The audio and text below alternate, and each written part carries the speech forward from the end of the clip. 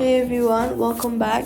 Does Rocket Money freeze especially when you tap into your budget tabs or subscription list? Here's the fix. A freeze that happens on one specific screen usually points to a corrupted keys tied to that particular data set. First, force close your Rocket Money app completely from your recent app list and then reopen it. Then try tapping into that same screen again, since a fresh session alone resolves many single screen freezes.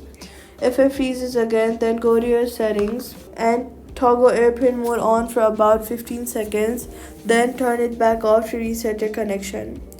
Since that screen may be waiting on a data request that's silently falling, reopen Rocket Money and try again on a fresh connection if the freeze is still happening only on that one screen. Go to settings again, then go to general, then go to iPhone storage. Scroll down to the list of apps and then tap on Rocket Money and tap Offload app.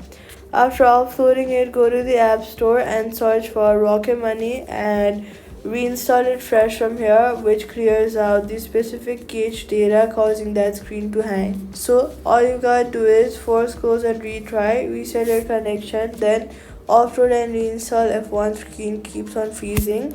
Budgets and subscriptions open normally, and that's it. Subscribe.